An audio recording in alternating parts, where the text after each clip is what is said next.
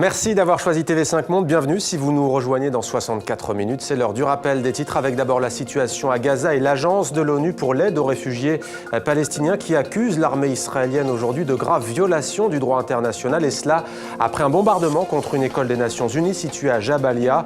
Des dizaines de civils palestiniens ont été tués ces dernières 24 heures. Et puis on apprend la mort de 3 soldats israéliens tués dans des combats avec le Hamas. Le Nigeria sur le qui-vive après l'apparition sur son sol d'un premier cas de fièvre hémorragique Ebola, un cas mortel. Les autorités d'Abuja tentent actuellement d'identifier toutes les personnes ayant pu être en contact avec la victime. Cela représente potentiellement 30 000 personnes. Et puis lancement réussi, la fusée Ariane 5 a décollé sans encombre de Guyane. À son bord, le 5e et dernier cargo européen ATV5, actuellement en route vers l'ISS. Sa mission, ça sera de ravitailler la Station spatiale internationale.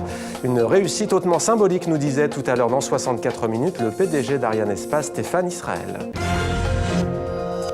Nous sommes ensemble depuis un peu plus d'une heure. Voici l'essentiel de 64 minutes préparé par Guillaume Villadier et Frédéric Rassinou. Nous sommes venus ici, loin des zones ciblées, car nous n'étions pas en sécurité. Nous n'avons pas trouvé la sécurité ici non plus. Il n'y a aucun endroit sûr à Gaza. C'est la 3e fois depuis le début de ce conflit que nos écoles sont prises pour cible. Nous l'avons condamné et nous le condamnons à nouveau comme une violation flagrante de notre neutralité. Après le gel des avoirs de personnalités proches du pouvoir, les 28 Européens et les Américains s'attaquent cette fois globalement au secteur énergétique et bancaire. Des restrictions à l'export de technologies dans le domaine militaire et civil, une limitation d'accès aux crédits occidentaux. 4, 3, 2, 1, top, allumage Lucas. Il était 1h47 à Paris, 5 heures de moins à Kourou.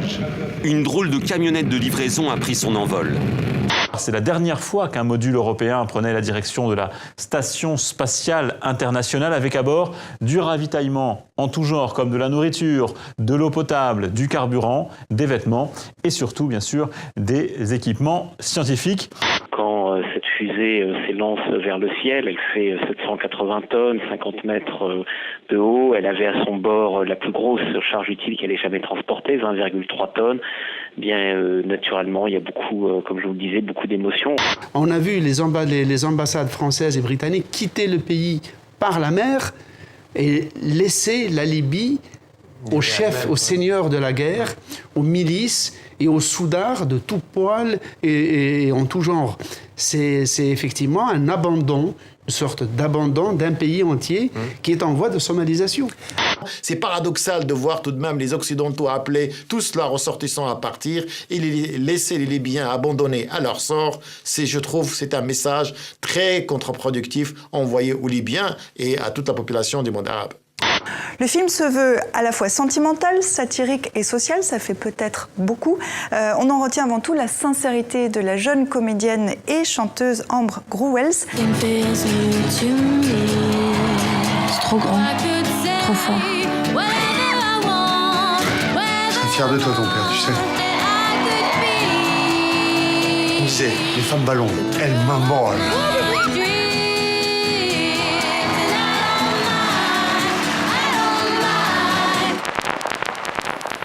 Et comme tous les jours, une pensée pour tous les otages dans le monde, parmi eux les jeunes filles et les jeunes garçons enlevés au Nigeria, ainsi que le dernier ressortissant français détenu au Sahel.